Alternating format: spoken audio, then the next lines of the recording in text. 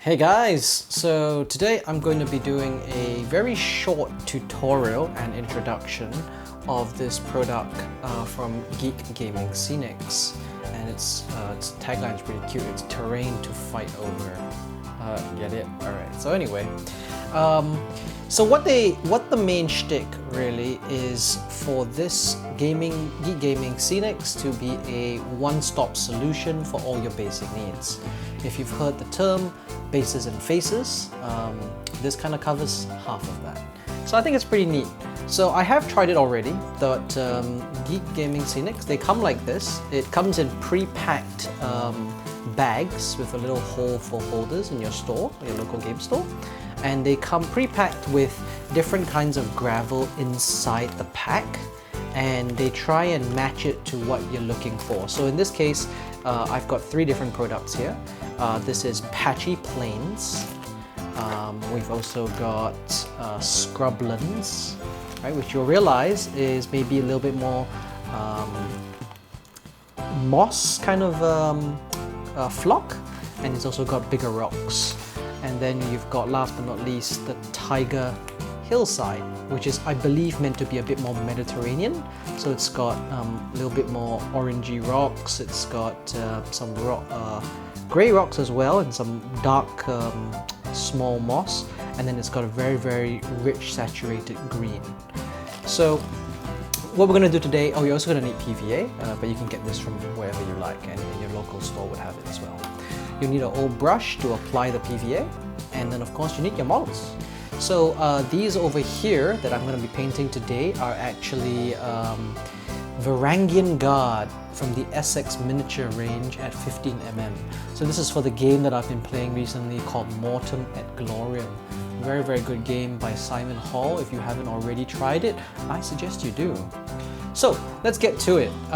When considering what I was going to base these guys in, I did look at the three different kinds, and I thought Taiga Hillside was closest to the references that I could find of Constantinople, as well as the Mediterranean. So I thought, okay, that's a good one. All right, so let's get started, and then we'll see what this looks like. So typically what I do is just make sure that your PVA is shaken, and then I think it's clumped a little bit. So sometimes PVA kind of does that. It dries up at the nozzle, and then you just need to, there we are.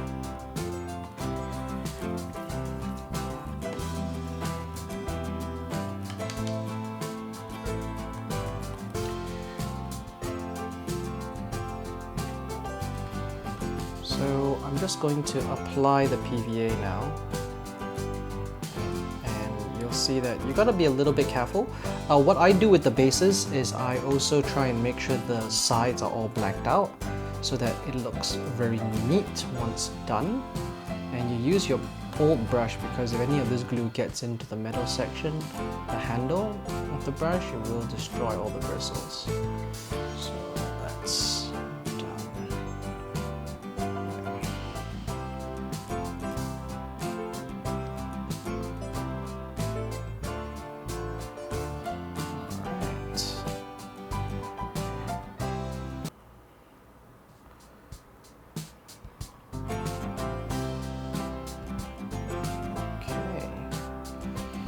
make sure you get them all over the place. Now you don't want to do this again or twice, so make sure that you get good coverage the first time around, and you don't have to do it again. For where to put your PVA, typically I use all these plastic containers. They're very easy, and they're not absorbent, so they're not porous, so there won't be no problem there.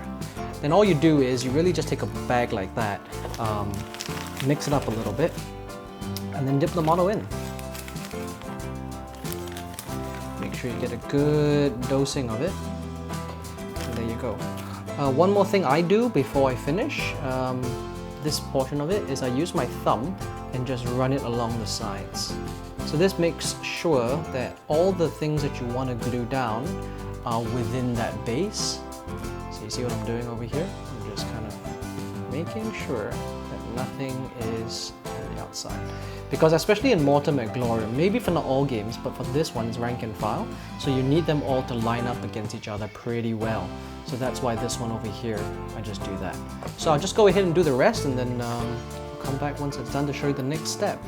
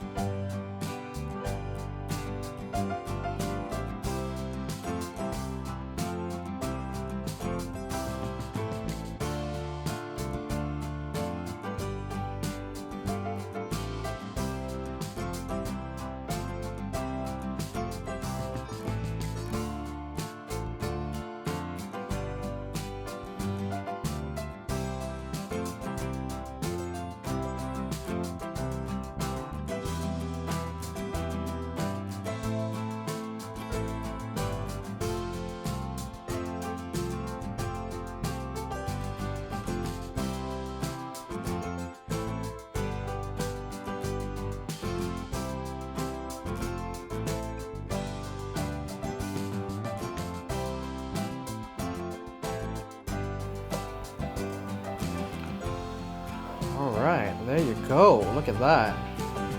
It looks pretty decent already. I'm gonna go and do a quick zoom in over here, just so you can really see what they look like. And those are my Varangian Guard. Yeah, look pretty good, eh? Alright, so before we finish, there is a couple more things. The good people at Geek Gaming Scenics, they also came up with the next step. Now, what happens a lot is you're gonna realize that because the hold is not so strong on some of the gravel that's on the upper layers, or maybe around where the feet of the miniatures are, they're gonna fall off during your games. So what they did was they came up with Matte Scenic Sealant, which is actually just kind of watered down PVA, right? And so they just let you spray it on. So what I do is you just put this guy in here, you put all 4 of them. Now once you put them down, don't move them, because then the PVA that you spray on will catch on to whatever else. So I just use another box over here and I spray them on. And then you wait a couple of hours, and then let's see. Okay, so after about a day of drying off, you can see the matte sealant has really stuck everything in. Nothing comes off, and this is Taiga Hillside. So very nice Mediterranean look. I like the orange rocks. It kind of sells it a little bit, makes it look really natural. And all the different kind of rocks which you can't really get if... I mean, you could mix it yourself, or you could, put PVA and then sprinkle different things on at a time. But I really think this helps solve a lot of issues very fast. The basing is nice. It also sells the whole thing as a unit, and it looks fairly decent. And you saw how long it took, maybe a total of 5 minutes for 4 bases, and it exponentially, your economies of scale of saving time is so much better without having to do multiple steps in your basing. You could put tufts or flowers on it if you wish. They are sold by any number of people, but I will leave a link down below. You can purchase it from us. It costs about 10 Sing, and I think you can easily base between 60 and 100 of these bases, but these are small. Yeah, good look. You also know that basing follows the same concept as paint. So, like for the colors that you're seeing here are about 3 different colors. So when you have a lot of different colors on the base, it also sells that look to your eye. Your eye catches it and goes, wow, I really like that. So anyway, thanks for watching, guys. If you are a retailer in Singapore, we are a distributor for this. So we already have ready stock. You can always pick them up from us and sell on to your customer base. If you're not and you're a retailer, you're a customer, you can also just pick it up from us and yeah, try it out for yourself. I think this really saves a lot of time, and the look is great. You can see that there are plenty of other different options which are on the list on the screen now. They've even got black earth, and you can mix that with green crystal to give you that Necron Tomb World feel. So I think really important that it saves time, it's cost effective, it's really cost effective if you consider that Sterling Mud probably cost you about the same, if not more. And then on top of Sterling Mud, you're still going to do a dry brush, and you've got to do tufts, and you've got to do flock, and maybe even a static applicator. I didn't use a static applicator here, but you can see that the grass actually didn't all go all the way down. I mean, I guess that's just luck, but yeah. So anyway, thanks for watching, guys. I will catch you on the next one, and do remember that every toy soldier needs a general.